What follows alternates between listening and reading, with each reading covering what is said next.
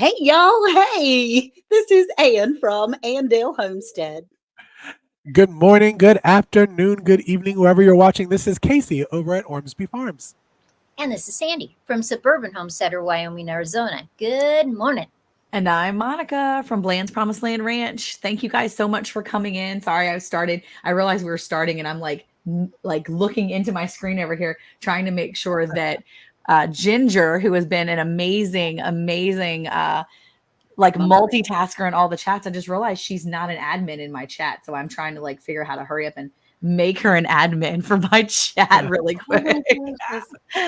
Okay, so we're super busy this morning. We can see everybody in here, and I would like to see if maybe Miss Ann can say hello to everybody while I am trying to do some background work over here.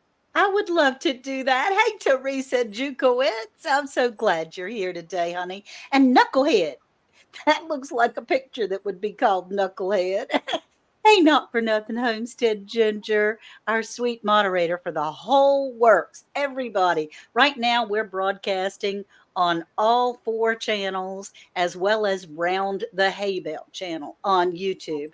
And so it's important if you could please run over to Round the Hay Bale and be able to, if you like it, subscribe, because once we get up to 500 friends, we're going to have a big old giveaway. And that's what we love.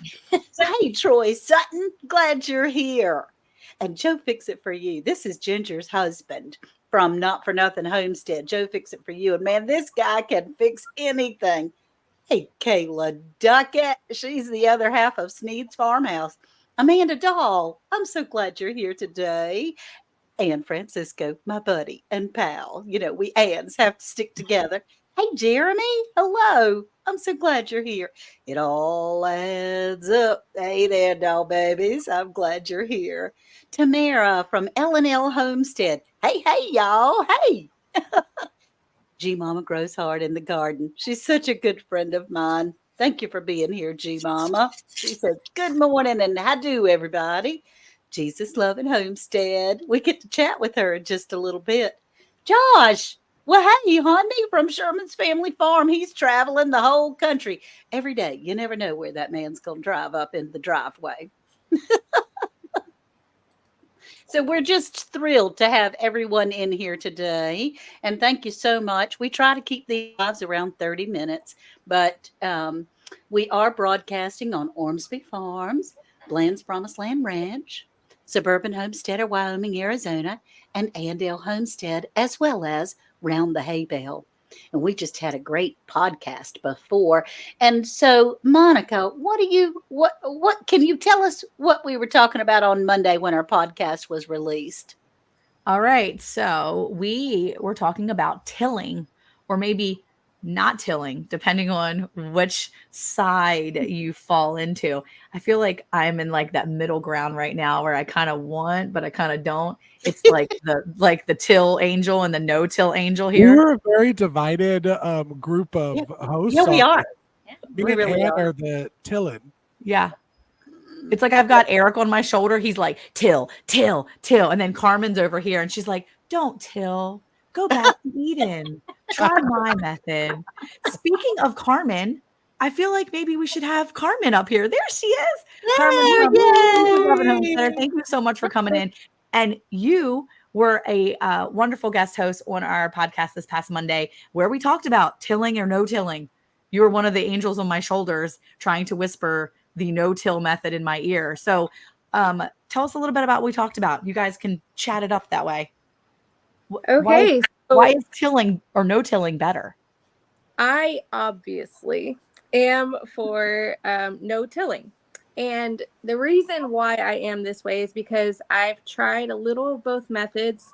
And I've tried just, having the raised beds and pouring the Miracle Grow and allowing my plants to kind of tell me what they wanted and what they didn't. I also like to garden with the mentality of not wanting to spend a ton of money every single season. Right. That's something that a lot of people like to kind of throw in, like, well, gardening is so expensive. It's a lot to start. For me, when I don't till, I'm like allowing myself to really just take a time to kind of watch what the plants want, watch the soil to see how it, just takes to what the back to Eden style, the no-till, the hugelkultur, what that has to offer. So I literally am just pouring compost on, adding wood chips or some type of layer of covering. You can use loads of different methods for the covering: rocks, hay, straw, wood chips, leaf mold, anything that covers. And the soil underneath, I've noticed, is a lot more damp. It's a lot more loose.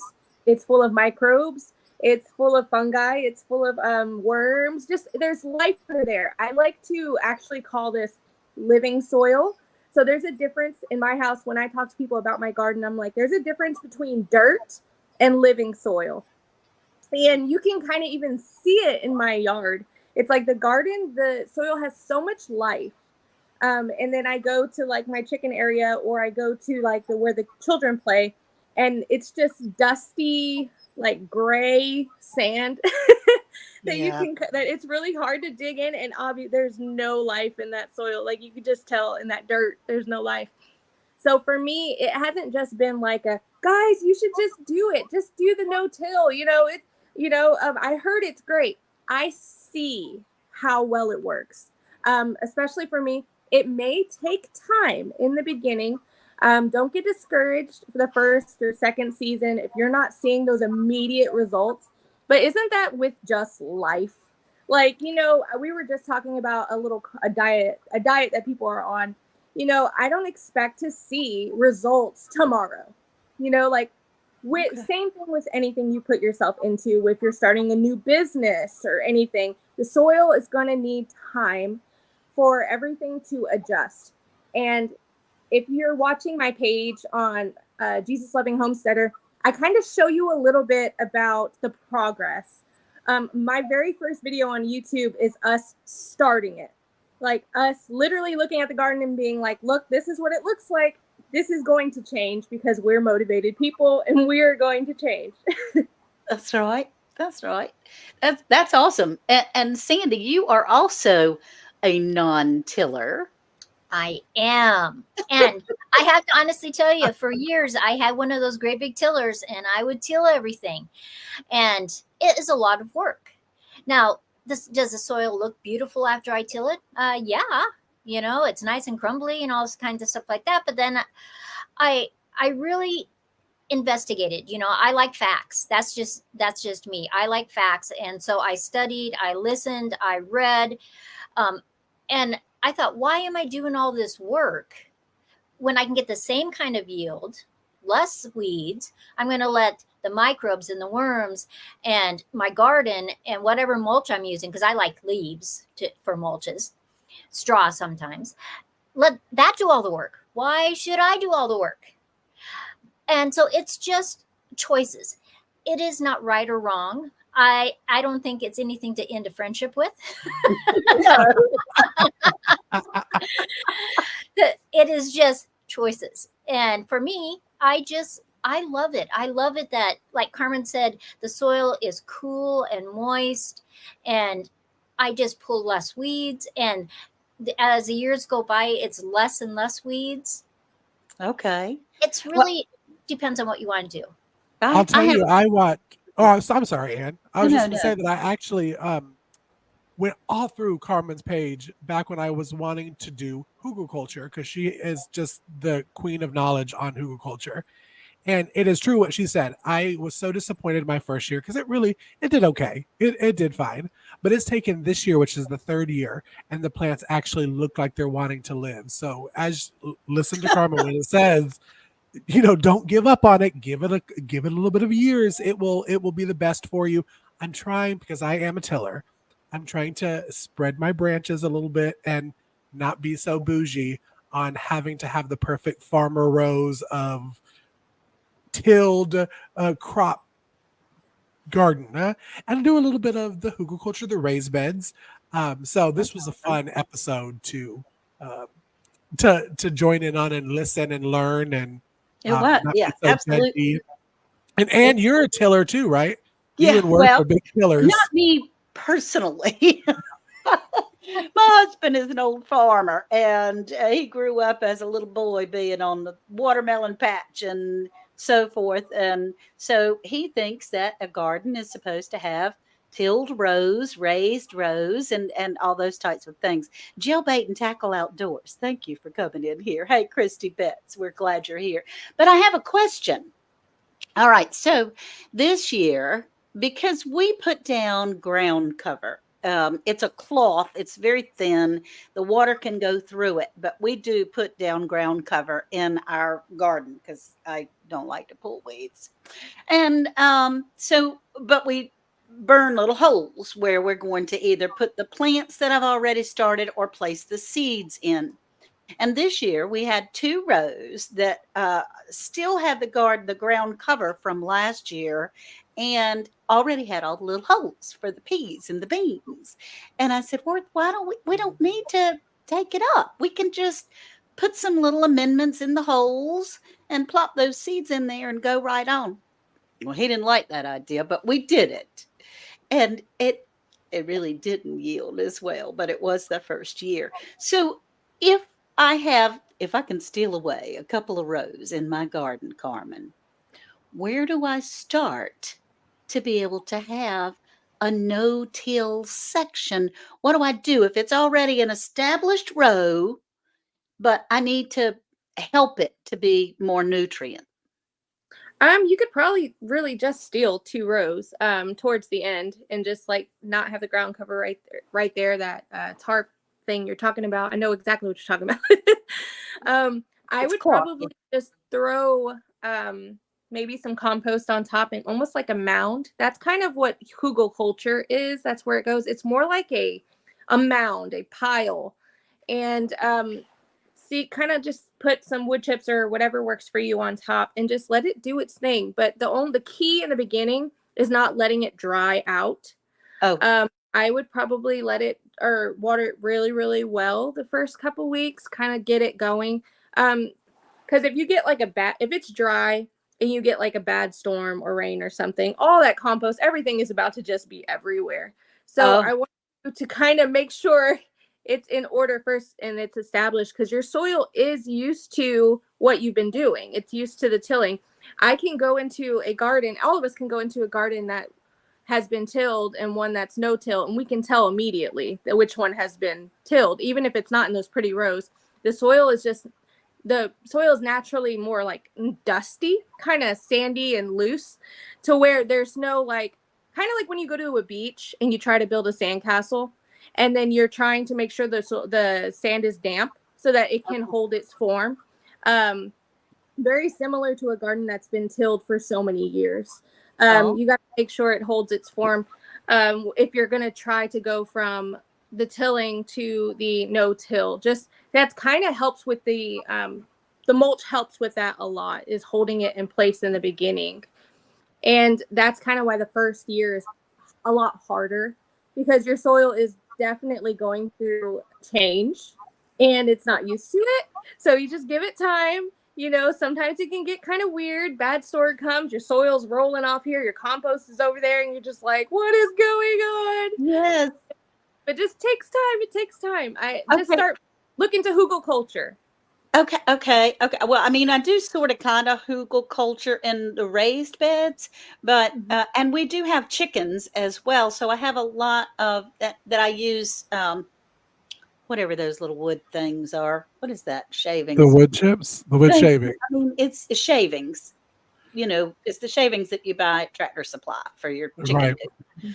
I use those, and so would that be something that it would need to sit there for a little while with chicken manure in there because Yeah, chicken manure is a high compost. So it's going to burn your roots and plants and stuff if you do it right then and there.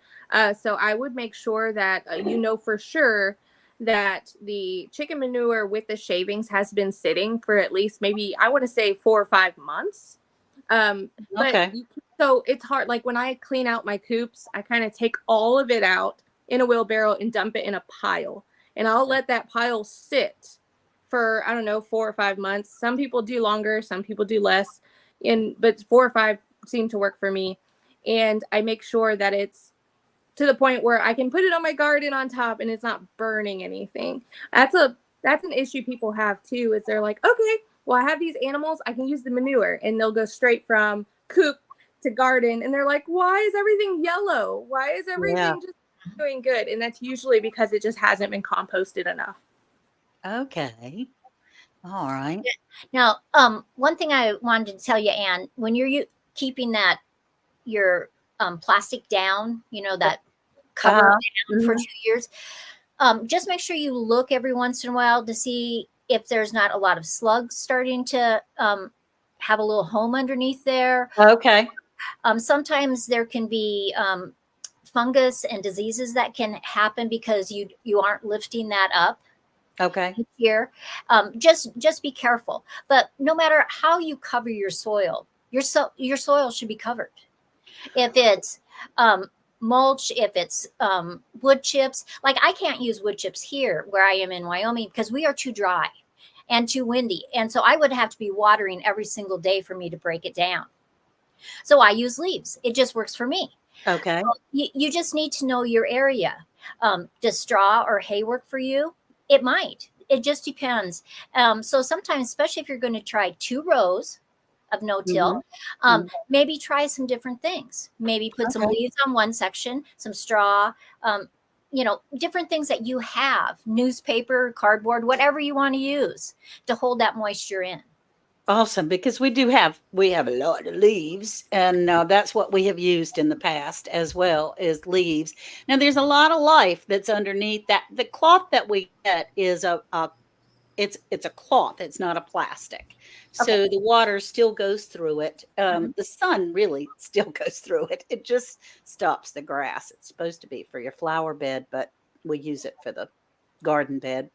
And but you're right. There are more slugs and things like that under there. Normally, every year we remove all of that cloth, but this year we got a little tired of the garden and things were happening, and so. Okay, so Ginger has a question. She says, "Can you use pine straw?" She has plenty of those little pine straws in Georgia. So, can you use pine straw? I've heard mixed. See, I feel like I've heard mixed things about using pine. Is it pine straw or pine needles? Are they the same thing? So have I. Same thing. You'll hear people say that, well, that's going to make your soil much more acidy. Well, you would have to have tons and tons and tons of pine needles or pine straw to make it more acidy. It's really kind of a fallacy that if you think that I'm putting a ring of pine needles around my tree and it's going to change the pH in my soil, because it is not. It's a matter of kind of like, how they say to put like eggshells around plants to give them calcium, but that really is doing nothing unless you are grounding the eggshells.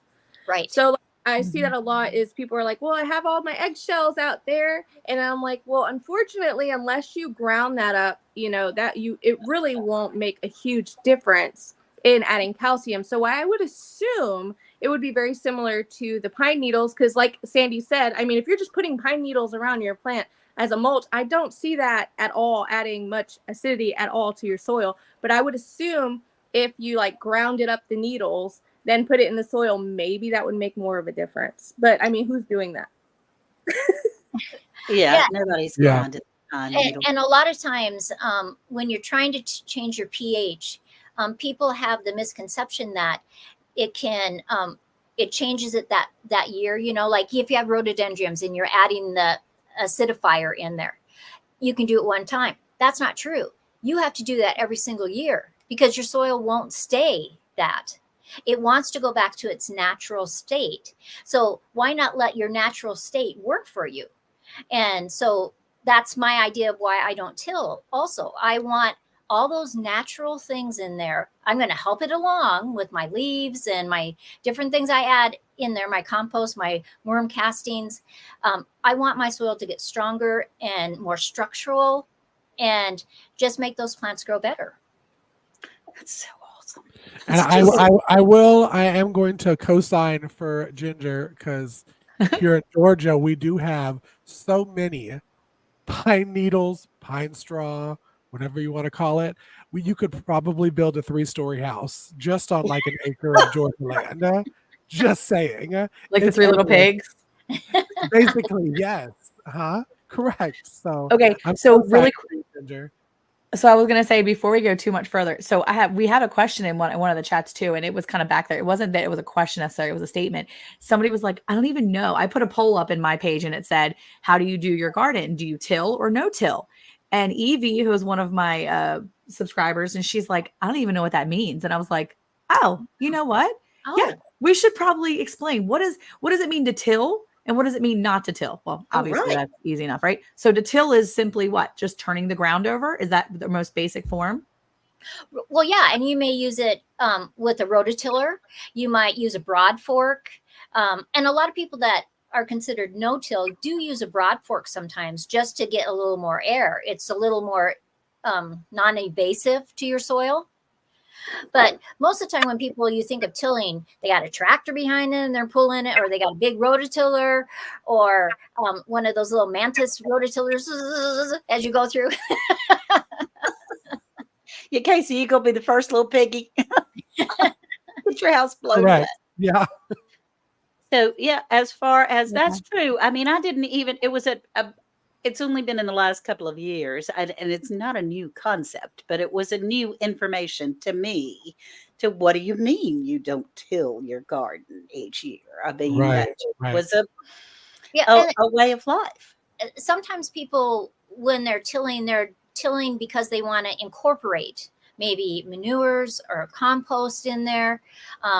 That they have a lot of hard pan. Maybe your garden section was someplace that there was a lot of tractors or cars or something that sat there for a long time, and then you pick that for your garden spot, so it's really compacted.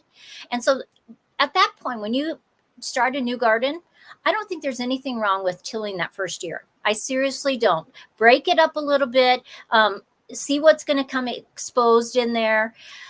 There's a lot of weed seeds that will sit 40 years before they ever germinate. They just have to have the Wow. right. Some farmers rototill the weeds in, which is okay if they do that when it's not gone to seed. But if it's gone to seed, it's just spreading seeds all through your soil. And Sandy, you asked us that when we were shooting the podcast. Is you need to think what are you tilling for? What is the reason?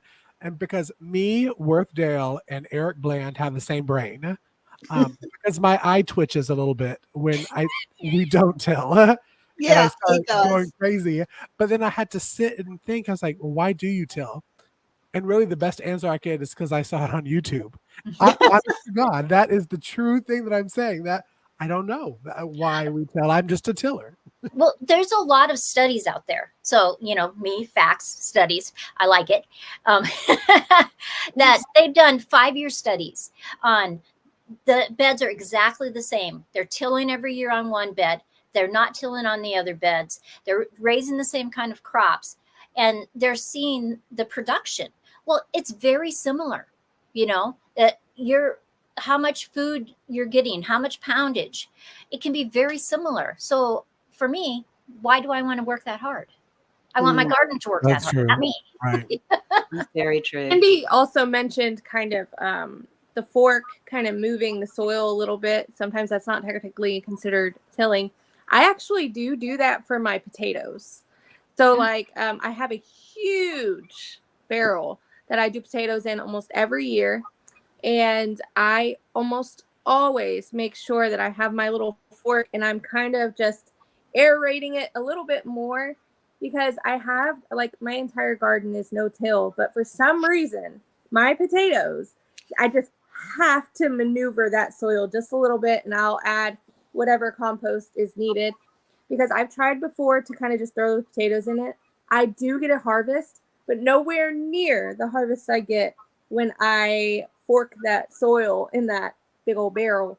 So, I mean, just again, find out what works for you. Pay attention to your crops, pay attention to your garden, pay attention to it after it rains, before it rains, when it's in drought. Those things are super important, because the things that Casey may do may just not work for me. The things that I do may not work for him. Some things I do or some things he does, it may work for us. Just it depends, on what crops you're growing too. Like I said, my entire garden is no-till, but I always have to maneuver my potatoes, and I've done it both ways. And I was like, you know what? If this is giving me a better harvest, I'm not going to be stuck like I am no-till, so I must just take this harvest that I get, even if it's not as good. No, I'm going to be honest and be like, you know what? This is working better for this, so this is what I'm going to do. Don't be afraid to do that. Yeah, and there's no garden police. There's nobody going to say, I thought you were a no-tiller. I was about to say, Eric Bland, maybe. Yeah, I have a garden police officer at my house, and every time he walks out there now, he's about to write me a ticket. He's like, "You're about to get a ticket." He's already signed me twice, so I'm like this close to getting a ticket for my garden. I'm just saying. There are garden police in Texas, Sandy, just so you know. Only in your yard, Monica. Only in your yard. Only at the ranch. Only in the ranch. Well, we have a ton of clay in our soil where we have a creek in the backyard, and there is a lot of clay. And so, it does make the soil hard. So I'm guessing that's why, I don't know. I think it's just genetics that he just thinks that the garden is supposed to be tilled. I don't know, but I like the idea. Two Doves, Bees, and Gardens had stated that they started by tilling to establish the garden, then used solarization and oculization, big words, to create a sterile seed bed, and then cover crops and wood chips to get the good stuff going. That's great. And also, Carmen had said something a little earlier. We have had 4 by 4 foot by 16-inch raised beds to fill. And they were using pine needles and leaves between the layers of dirt, really cut down on the amount of soil she had to buy. I also made self-watering beds that helped a lot. Yeah. So, the thing that we want to come away from here is your garden is yours. Mhm. And you get to grow how and what you want to grow. So I just I want to make sure that we reiterate that Monica is our fly by your pants, go on whatever is good kind of gal, and I love that about you. The Monica. seed princess. Yeah. I mean, honestly, I've learned that it should be fun. It's been a place for me. The garden has been a place for me to just relax and to get out of my mind for a second and just to go in there and relax, whether I'm out there praying or I'm out there literally humming and singing to myself. I have to be a little quiet because I'm still by the road and people can hear me, but I'll just go to the garden, or whether I'm listening to podcasts or whatever it is. That's The right. garden is like my happy place. That's what my 10-year-old says. Oh, there goes mom to her happy place. Not that I'm not a happy person all the time, but my garden is my place, and I don't care what it looks like sometimes, and I'm okay with that, even if the garden police are not as happy. So, but I started with a messy garden a couple years ago when Sandy was like, challenge you to do a messy garden. And I still had things growing. And right now my garden is not producing the amount of food that I normally would get. But I did get two tomatoes and 2 cucumbers like 2 weeks ago. Yay! So That's great. Something. And so Carmen, Ginger from Not For Nothing Homestead said, I like to put little trenches around my plants. Do you do anything like that in your? I have in the past, when I remember, but I mean, when I did do it, especially if I had like plants that I know need more water, I have done the trenches and they have worked, but I also have to check the trenches to make sure there's no critters trying to create a home in there. Because I have noticed that if I have like any little divots or holes in random places, it's like the critters are like, wait a minute, is this my home? That is one issue I have with my creative haven in the garden, the food forest. Is it's a food forest for me, but it's also a food forest for others, and it's very welcoming to the critters. And they're just like, wait, what is this place that I've never seen before? And they're like, let me live here. Like, so I have to like go in there and kind of check very quietly because we've had skunks try to live in there before. And I'm like, please, Lord, don't let them skunk me. Like, just like, so that is one kind of thing why I don't always do the little divots for the water. because I honestly am just scared that I'm just going to have more critters coming in, because I have had that in the past. It may never happen again, but I'm just like, let me just not do that. Okay. I've never even really thought about that out in the garden, putting trenches around. That would make sense, but I haven't thought about that.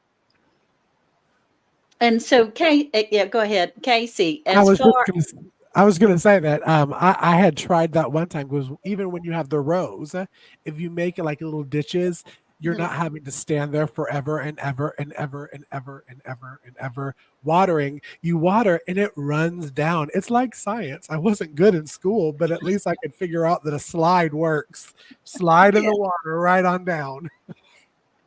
Well, having that cloth, what we have been able to do as far as watering is sometimes we'll just put the water hose on the end of the rows and let it run down, because the cloth is porous.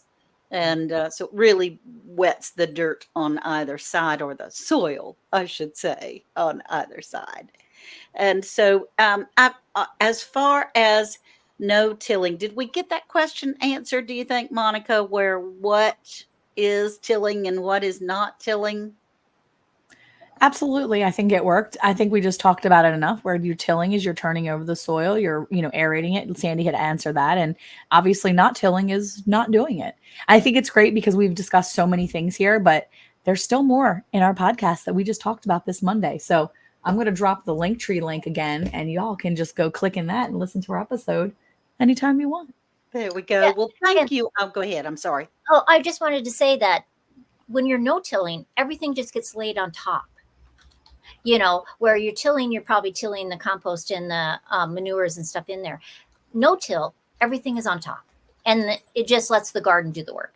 Like a lasagna kind of thing. Yeah. Well, guys, this has been fabulous. Carmen from Jesus Loving Homestead, thank you so much for being here. It's such a pleasure to be with you. And we said it on the podcast, but Carmen has been on every single season of Round the Hay Bale. Just saying, I think that's so cool. Like, she's put up with us enough for 5 seasons. It's been so much fun. I enjoy talking to you guys, and I'm usually free in the morning, so you catch me on the perfect time. There you go. It's no cash me outside, right? It's just you chill, I chill. There you go. There you go. Well, thank you everyone so much for being here. Around the Hay Bale, Carmen, Jesus Loving Homesteader, Monica, Bland's Promised Land Ranch, Sandy, Suburban Homesteader, Wyoming, Arizona, Casey from Ormsby Farms, and me, Ann from Andale Homestead. Please be sure and check out all of our channels, but don't forget to go over and check out Round the Hay Bale, because you'll be able to hear all of our podcasts and our live broadcast. And once we get 500 subscribers, Sandy is holding up one of the prizes that we have from season 5 that we're going to be giving away. Thank you, Ginger. Thank you, everyone. Ginger from Not for Nothing Homestead being our mod of all mods here, popping links on everyone's channels. And we hope that you all have a blessed day. So thank you again.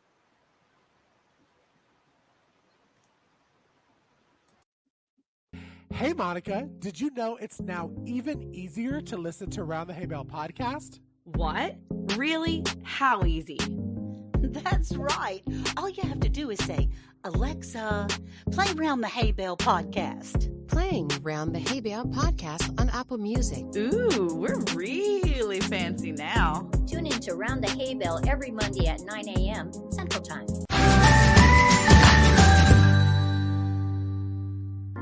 We're back. And now live every Friday. With new topics and a new time. Don't forget, a new host. Yay, that's right. Sandy joins the panel for Hey Y'all Hey radio show. Now, on Fridays at 11 a.m. Central. We'll see y'all there.